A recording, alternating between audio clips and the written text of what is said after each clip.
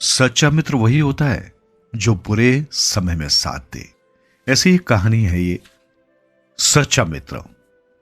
किसी जंगल में एक कबूतर और एक सांप रहते थे। दोनों बहुत पक्के मित्र थे। दोनों अधिकांश समय साथ में ही व्यतीत करते थे। एक दिन उड़ते हुए कबूतर ने एक चट्टान पर बहुत से छोटे जीव मेढक आते देखे। उन्हें देखकर उसने सोचा, क्यों न मैं अपने मित्र को यहां ले आऊं। इन सबको खाकर उसकी भूख मिट जाएगी और मेरी ओर से उसे तोहफा भी मिल जाएगा। कुछ ही देर में कबूतर और सांप उस चट्टान पर थे। सांप ने खूब शक्कर खाया और अपने मित्र को इसके लिए धन्यवाद भी दिया। अधिक खा लेने के कारण सांप का पेट भारी हो गया। वो चल नहीं पा रहा था। उसे नींद भी आने लगी थी। उसने कबूतर से कहा, मित्र, पेट तो भर गया, अब आराम करने की इच्छा है। मुझे नींद आ रही है, इसलिए मैं सो रहा हूं। तुम कुछ देर घूम आओ, फिर साथ में ही जंगल चलेंगे। ठीक है, कहकर कबूतर उड़ गया। सांप कुंडली मारकर सो गया। कुछ देर बाद कबूतर आया तो उसने देखा सांप अभी तक सो रहा है।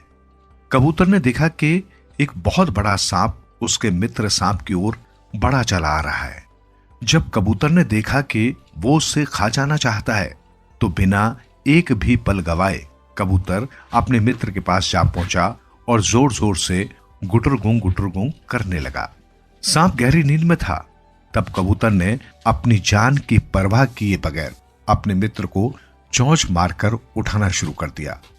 जब सांप की नींद टूटी तब उसने देखा कि एक बड़ा सा सांप उसे खाने के लिए आ रहा है, तो वो तुरंत ही चट्टानों की सुराखों में घुस गया। कबूतर भी उड़ गया।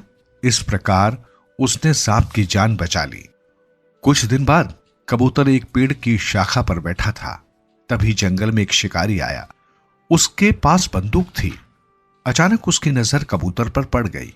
उसने अपनी बंदूक से कबूतर पर निशाना साधा। शिकारी बंदूक का घोड़ा दबाने ही वाला था कि सांप ने उसे देख लिया। वो सर से आया और शिकारी को डस लिया। शिकारी कबूतर पर गोली भी नहीं चला सका। वो किसी पेड़ से टूटे पत्ते की भांति लहरा कर नीचे गिर पड़ा। उसके शरीर में जहर तेजी से फैलने लगा और कुछ ही देर में वो मर गया। एक बार कबूतर ने सांप की जान बचाई थी। आज सांप ने कबूतर की जान बचाकर उसका एहसान चुका दिया।